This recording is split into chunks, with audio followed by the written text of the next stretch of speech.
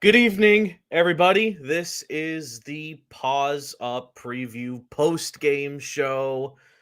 This is a few minutes after FIU football survives and gets the win over the UConn Huskies by a score of 24-17.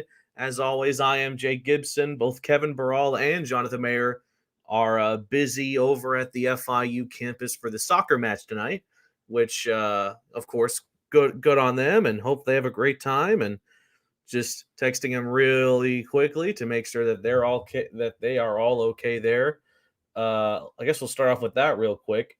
Men's soccer is taking on Temple. It's alumni night, so it should be a packed crowd there. Hopefully, some better vibes now that the FIU Panthers of football are now 3-1 to begin the season. One of the best starts that FIU has had in recent memory. So that the soccer match starts at 7 o'clock. They're taking on the University of Temple, their first conference opponent.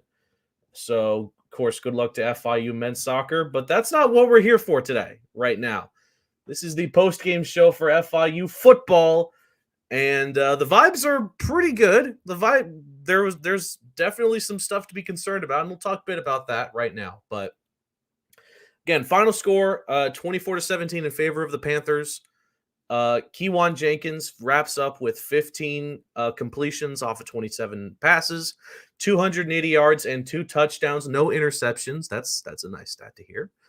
On the other side, UConn's quarterback Robertson has 15 for 32, 168 yards, and 8 single passing touchdowns. So I'd say overall, Jenkins, well, it's funny. This is definitely one of those tail of the tape kind of scenarios for the FIU Panthers, because as I go ahead and make sure we are good to go on our Facebook end, shout out to the FIU Panthers sports fan group, an absolutely great community over there. That lot of quality content comes from that group. So of course, happy to be a part of it. And since I'm talking about them, I may as well advertise the group. If you are currently not in the FIU Panthers sports fan group on Facebook, I suggest you get your butts in there. It's a fun community full of FIU alumni and fans, and lots of cool stuff there in the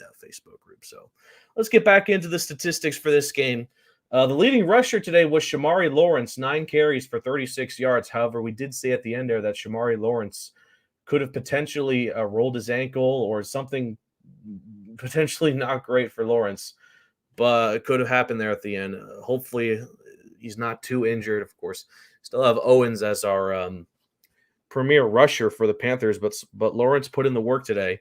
And as far as the leading receiver was Bracey. We haven't seen a whole lot from Jalen Bracey, but he had a great game today. And maybe it was just a matter of circumstance. Obviously, Chris Mitchell had his numbers too, but Bracey finishes with 5 catches, totaling 90 yards and a touchdown. One of the 3 FIU touchdowns today. So just to get more into my thoughts on how this game ended. Well, Coach McIntyre said this after the North Texas game, right? A win is a win. You have to win in this sport. You have to hit 6 wins to be considered to go to a bowl game at the end of the season. And at the end of the day, that's what FIU did. But we can't gloss over the absolutely worrying troubles that we saw in this game that we're going to have to, FIU is going to have to prepare for their upcoming game against Liberty, their homecoming game next Saturday.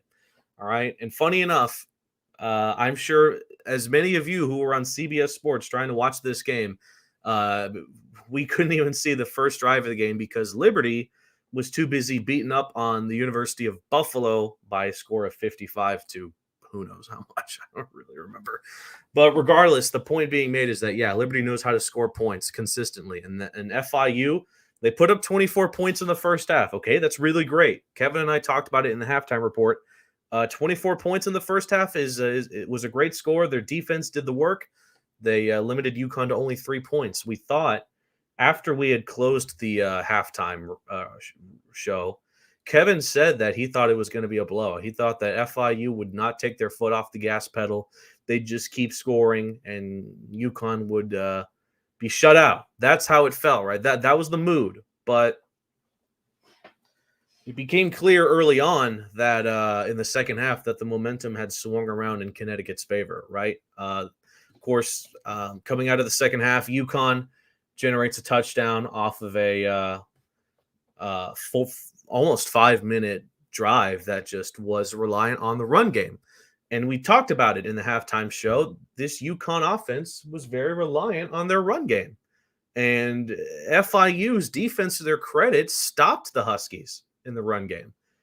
That was not the case in the second half. UConn started to have their way, right? So they gave up a touchdown early, and a few drives later, or in the fourth quarter, UConn got their second touchdown of the day to cut the lead at 24-17.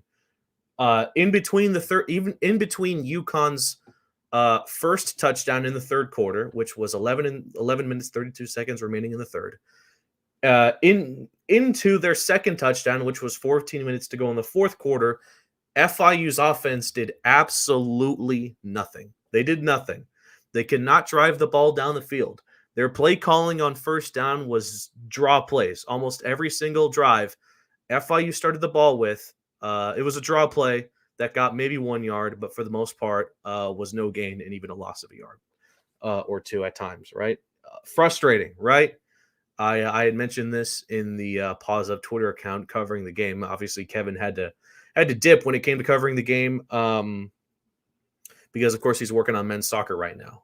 But the play calling was very questionable. And I say this as politely as I can because I thought offensive coordinator David Yost actually did a solid call did a solid job with play calls in the first half. And it worked. It clicked, right? Those deep shots from Keywan to Mitchell or Bracey worked. But in the second half, it just didn't, right? And there were some plays that I was hoping FIU would convert. There were a couple of deep shots to Mitchell and Bracey in the second half that either were a bit overthrown, a bit underthrown, or just fell out of the receiver's hands, or it was just a case of good defense.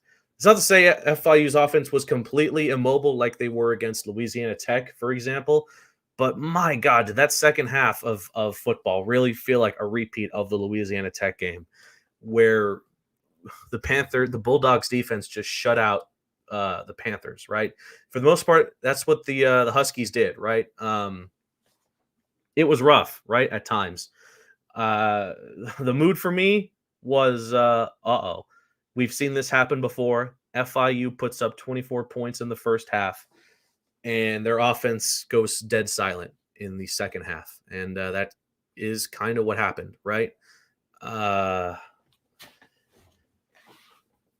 to think of some positives for FIU football in the second half specifically, because we can praise how they looked in the first half, but at the end of the day, how you look in the second half is going to determine how you win the game, right? And to their credit, FIU football did have one good drive. I believe it was around the middle of the fourth quarter, if I'm not mistaken. Penalties, by the way, were a real killer for this FIU team. False starts, a delay of game, holding. They were all susceptible to it. They racked up 8 penalties, totaling 65 yards lost, and the majority of that was on offense. There was also a pass interference play late in the game.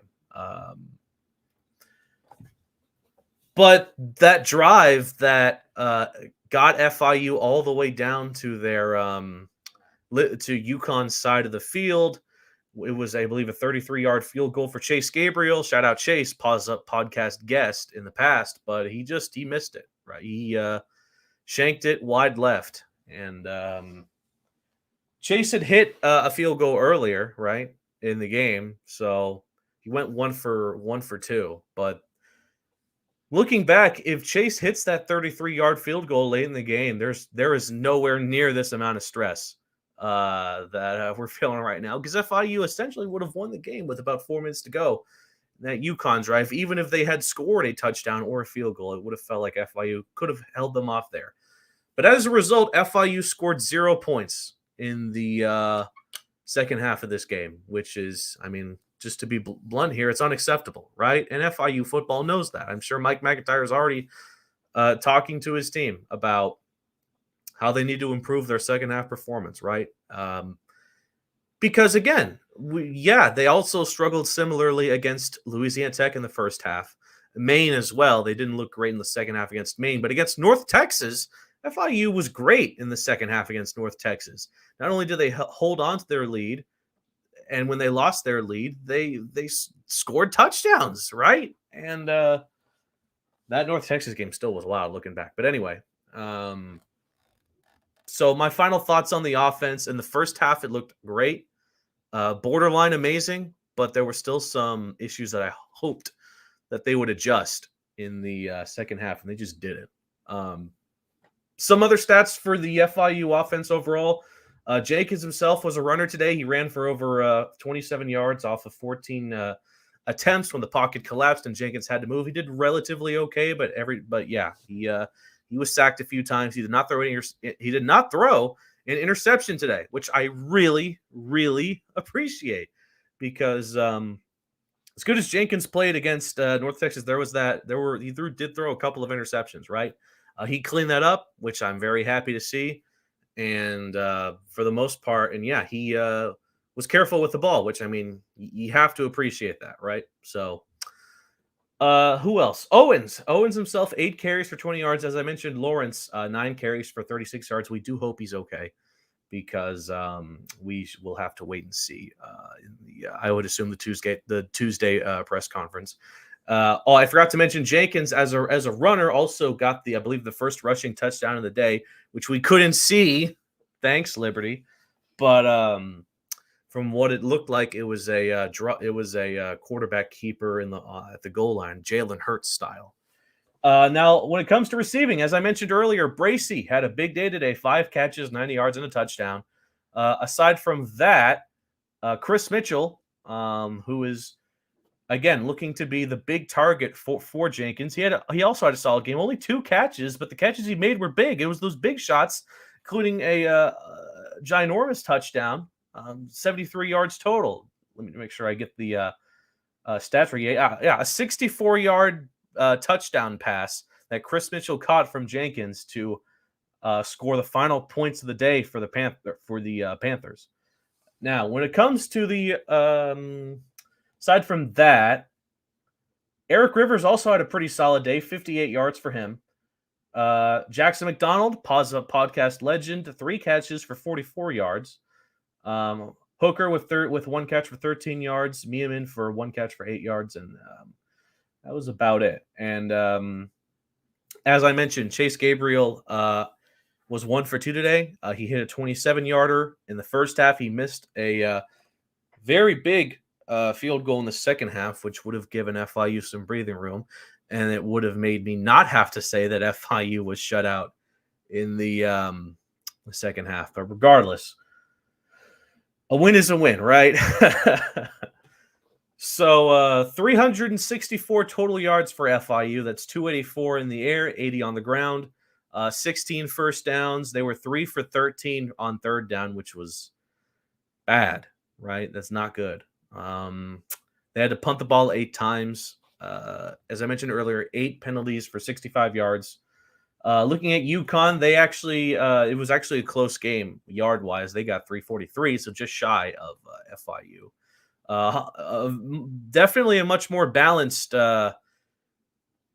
offensive performance day for UConn. 170 yards in the air, 173 on the ground. Definitely probably something that the brand new offensive coordinator for UConn is working on, a more balanced offense. 20 first downs that they converted, 9 punts. They committed 6 penalties, including, of course, no penalty bigger than the holding penalty on that final drive for UConn that negated a very controversial touchdown call by the referees. Talk more about that last drive in a second, but aside from that, UConn also led time of possession, totaling 32 minutes. And yeah, so let's talk a bit about that final drive. I actually, funny enough, FIU's defense, granted, the FIU defense only allowed 27 yards total, which is great. It's great. Or excuse me, they only allowed 17 points total. I mean, for most college football games you play, if you limit the opposing offense to just 17 points, you should win that game. But at the same time, FIU was so close to not winning that game. But I digress. A win is a win, right? Yeah, you said it, man. Let's go. But that on that final drive, I felt very confident that the FIU defense would pull it off. UConn's passing game has not been great all day.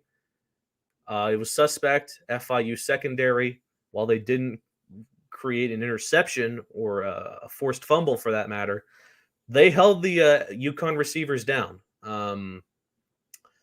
So on that final drive, the ending of the game was based off of a in the red zone, a touchdown that UConn got at the end of the game that was taken off the board because of a holding call on the UConn offensive line.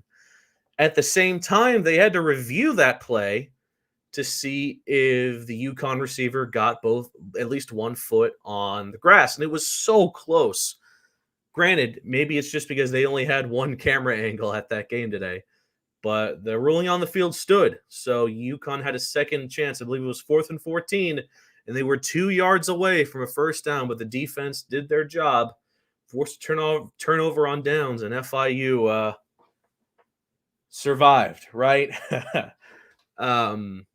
So yeah, I if I had to grade both sides of the ball, I'm giving the defense an A, maybe an A minus. Still great job, 17 points, but the UConn did have their way rushing the ball for the majority of the game, 173 yards. Granted, they gave up 300 yards to UConn last year in homecoming, so this is definitely an improvement on that department. Offense, like a C.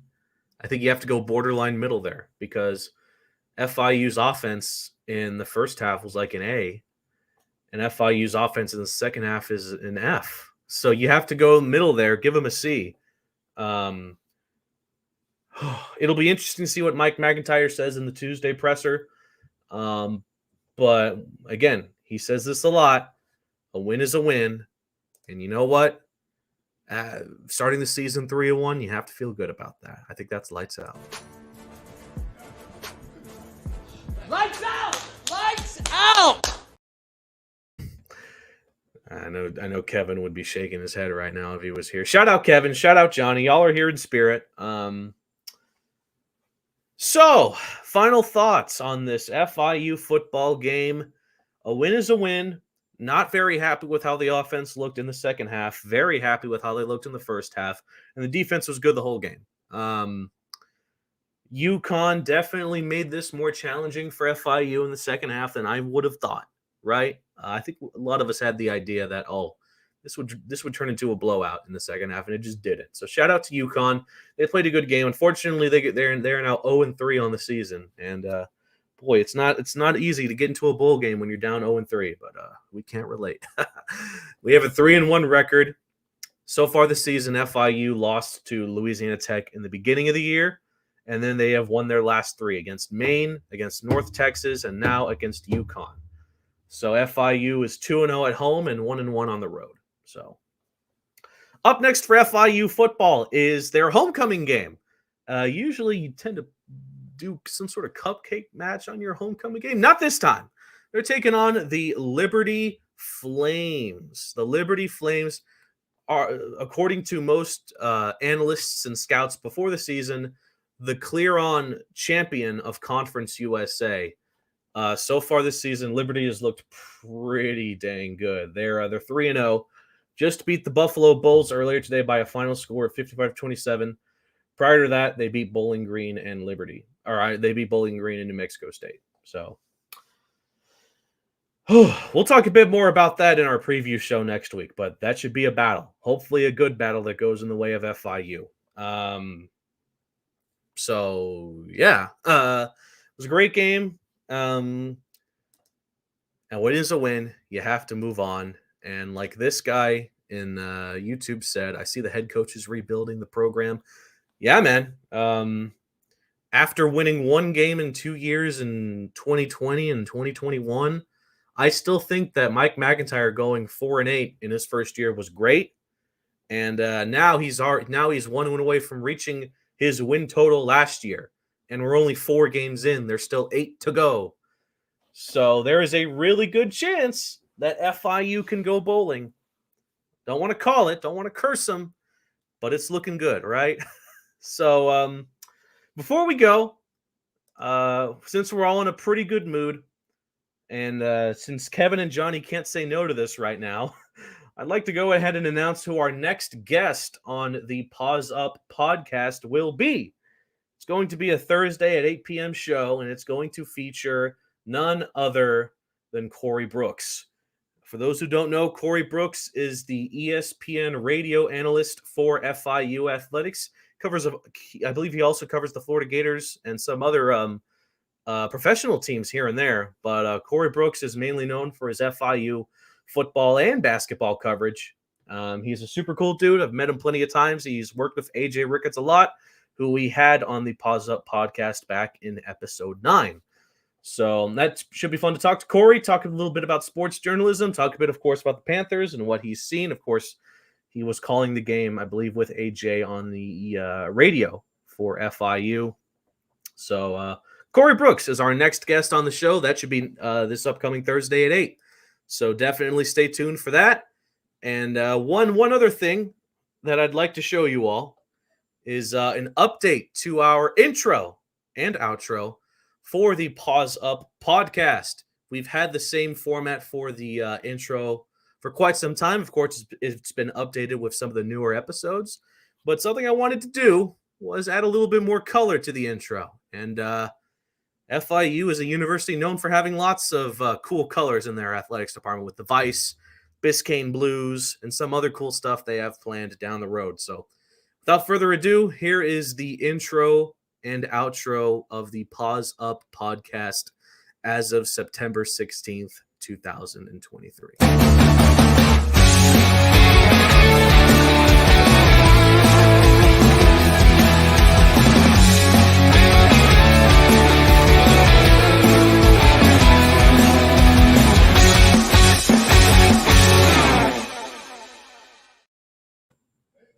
Well, I hope you guys like that. Blink and you'll miss the colors at the beginning, but I think it looks really, really nice. And in case y'all want to look at those little slides again at the beginning of the intro, I'll post them on this Wednesday, I promise, on the Paws Up Twitter account, so you guys can check them out. All right, it's been fun talking to you all. Again, thank you to everybody who has been supporting the Paws Up podcast since the beginning. We just hit 350 followers on Twitter not that long ago, and we've been steadily growing our viewership. Our episode with President Jessel did really, really good, and the reception has been very, very positive. So thank you all very much for sticking with me for this post-game show. Again, shout out to Kevin and Johnny. Hope you guys are having a fun time on campus. And, of course, until next time, Paws Up.